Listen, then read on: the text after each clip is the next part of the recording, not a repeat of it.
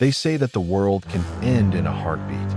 On August 4th, 2020, at exactly 6:07 p.m., the city of Beirut found out just how true that was.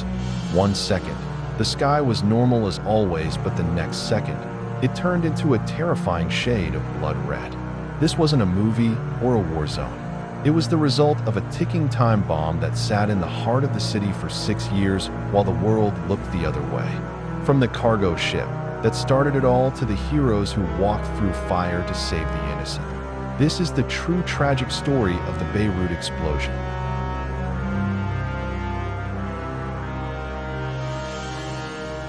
The day of August 4th, 2020, began like any other humid summer Tuesday in Beirut.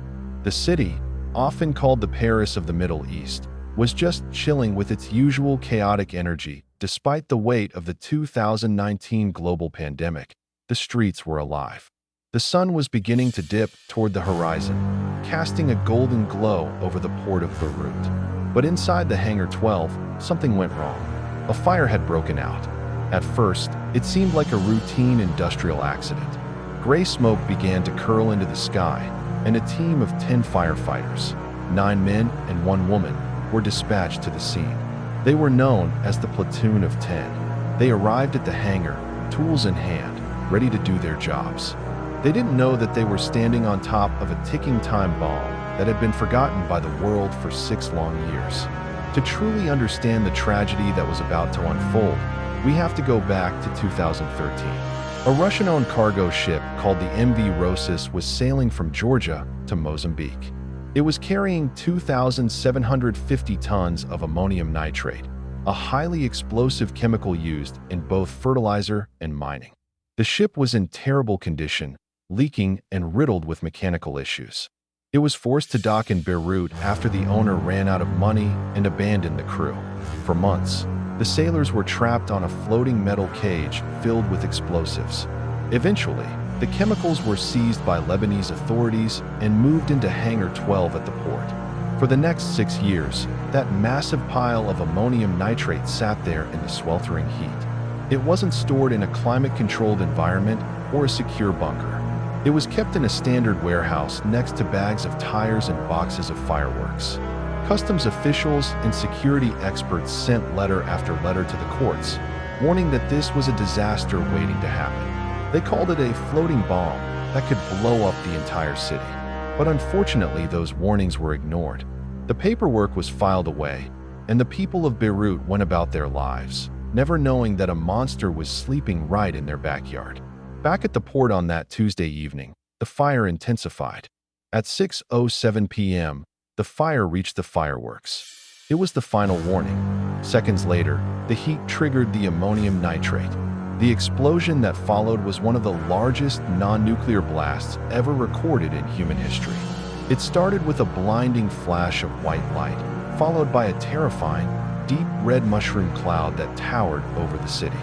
A supersonic shockwave, a visible white dome of compressed air, ripped outward from the epicenter at thousands of miles per hour.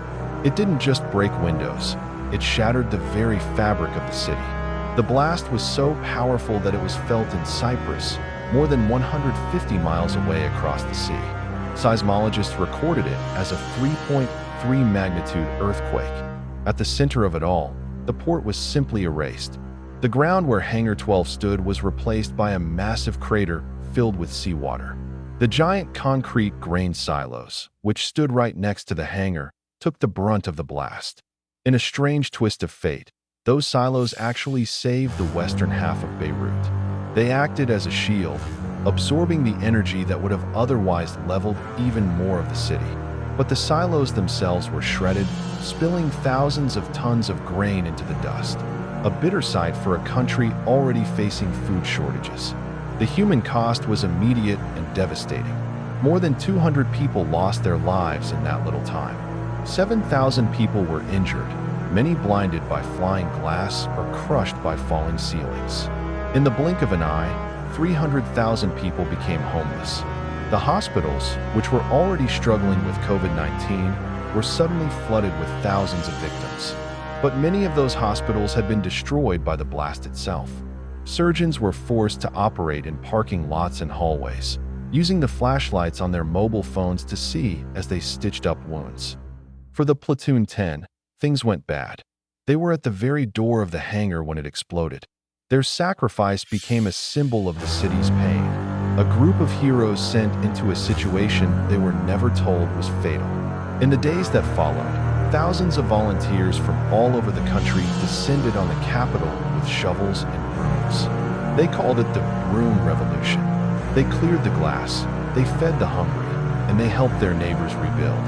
It was a beautiful display of human spirit in the face of everyone. But the scars remain. Today, if you walk through the streets of Beirut, you can still see the boarded-up windows and the cracks in the ancient stone buildings. The grain silos still stand as a haunting monument at the port, partially collapsed and scarred by fire. For the survivors, the trauma is deep.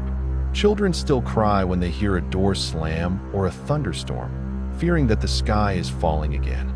The Beirut explosion wasn't an act of war or something else.